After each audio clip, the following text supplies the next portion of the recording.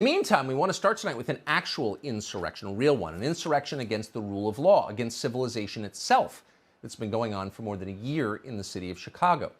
Since the death of George Floyd last May, Chicago's mayor, Lori Lightfoot, has embraced every part of the equity and inclusion agenda.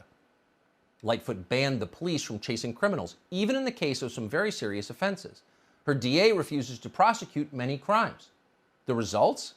Nearly 200 more people have been murdered this year than last. Many more dead people, hundreds. Yesterday, there was yet another mass killing in Chicago. Watch. Denise Mathis, Brittanya Rogers, Blake Lee, and Shermetria Williams, all killed in Chicago's latest mass shooting. The shooting happened at about 5:45 Tuesday morning inside a home on the 6200 block of South Morgan Street in Englewood. Of the 8 people that were shot, 4 died. The other 4 victims are in the hospital, 2 of them reported in critical condition. The attack is the 3rd mass shooting in Chicago in a little more than a week. Did you hear that? That was the 3rd mass shooting in Chicago in just over a week. Each one of them was a far greater human tragedy than anything that happened at the Capitol on January 6th. But as the bodies in Chicago accumulate, the people who run the city barely notice. In fact, they made it possible.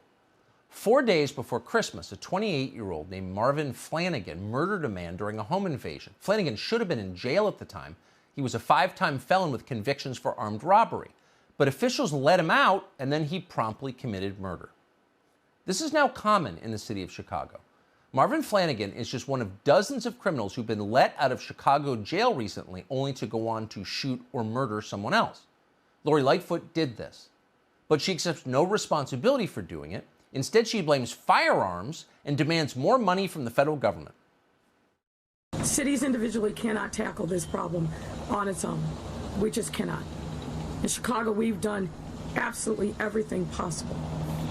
And we need help from the federal government because this is a national problem.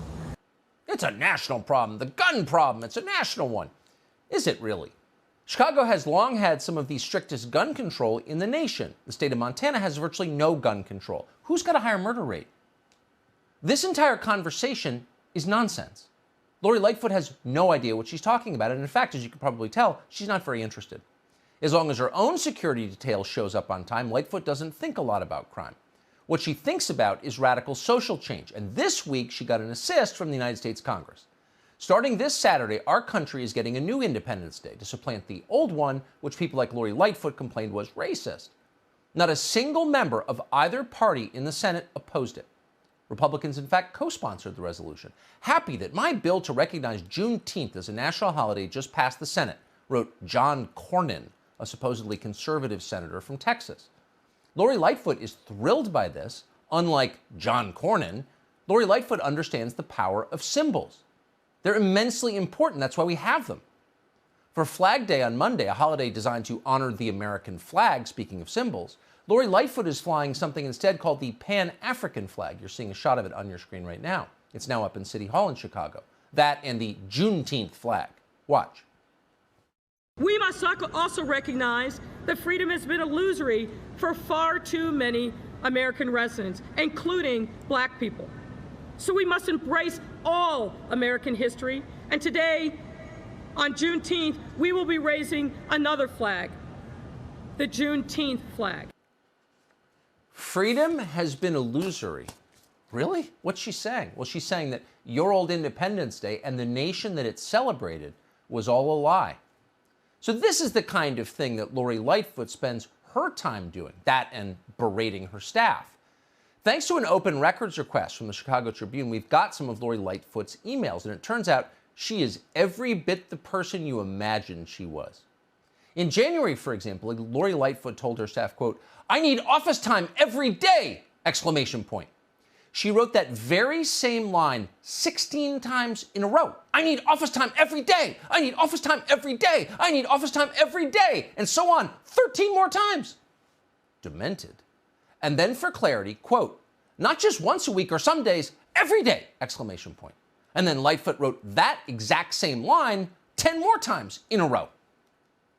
So she needs help, but is not as much help as her staff needs. Someone ought to stage a hostage extraction for their sake. Lightfoot ended her email with this: "If this doesn't change immediately, I will just start unilaterally canceling things every day. Have I made myself clear? Finally, question mark, exclamation point." So as the bodies piled up, hundreds more under her tenure as mayor, you got to wonder, how much time did Lori Lightfoot take to write all of that? Was she shaking and spitting and screaming as she did? Of course she was. Here's Lori. It's terrifying. But apparently it didn't work. It wasn't enough. Things did not improve in the mayor's office despite those missives. In May of last year, Lightfoot announced a new policy for memos that arrive late. Late memos won't just be rejected, they will be torn by rage-filled fingers into millions of tiny little pieces and cast into the wind like chaff. Given the right weather conditions, late memo fragments might blow over Lake Michigan and fall onto Grand Rapids. In an email to her staff, Lori Lightfoot attached a picture of ripped-up documents for emphasis. Lori Lightfoot, human shredding machine. And yet still, somehow, this person remains the mayor of America's third largest city. How long can that continue? Hey, Sean Hannity here. Hey, click here to subscribe to Fox News YouTube page and catch our hottest interviews and most compelling analysis. You will not get it anywhere else.